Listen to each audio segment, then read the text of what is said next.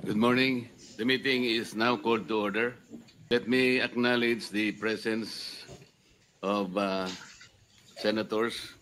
JB Ejercito, the good one. Senator Jingo Estrada, the bad one, came at 9:09.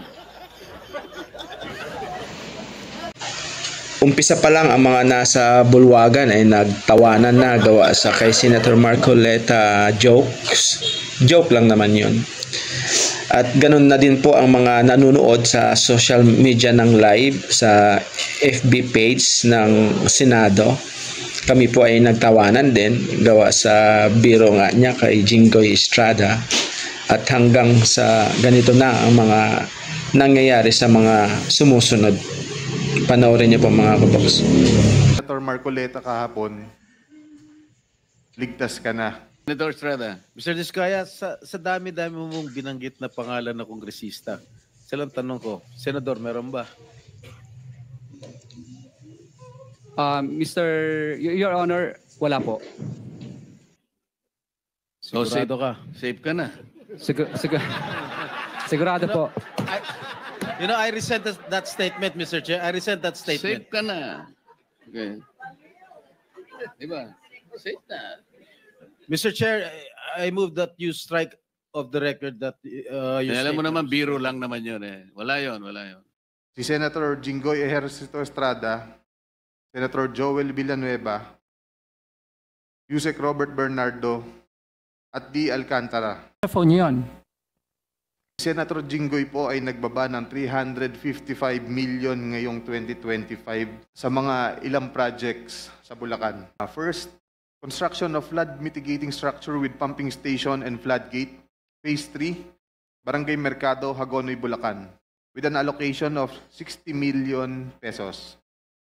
Number 2, construction of flood mitigating structure with pumping station and floodgate at Mambog Creek, Phase 3, Malolo City, Bulacan, with an amount of 45 million pesos. Construction of flood mitigating structure with pumping station and floodgate, Phase 3, Barangay Iba, Hagonoy, Bulacan, amounting to 60 million pesos.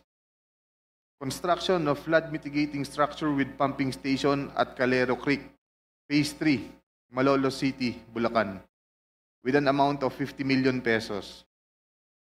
Construction of flood control structure including pumping station and floodgate, Phase 3, Barangay Mayto, Kalumpit, Bulacan, with an amount of 60 million pesos. Construction of flood mitigation structure with pumping station and floodgate at Barangay Santo Rosario Creek, Phase 3, Malolo City, Bulacan, with an amount of 40 million pesos.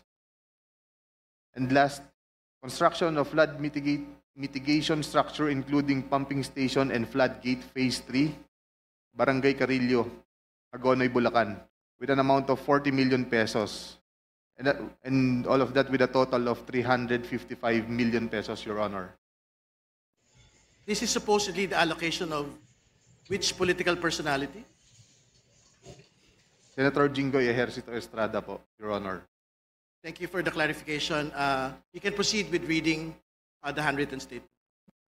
Hanggang dito na lang mga kaboks, and more informative contents to come with regards to the flood control projects investigations. Thank you for watching and God bless mga kaboks.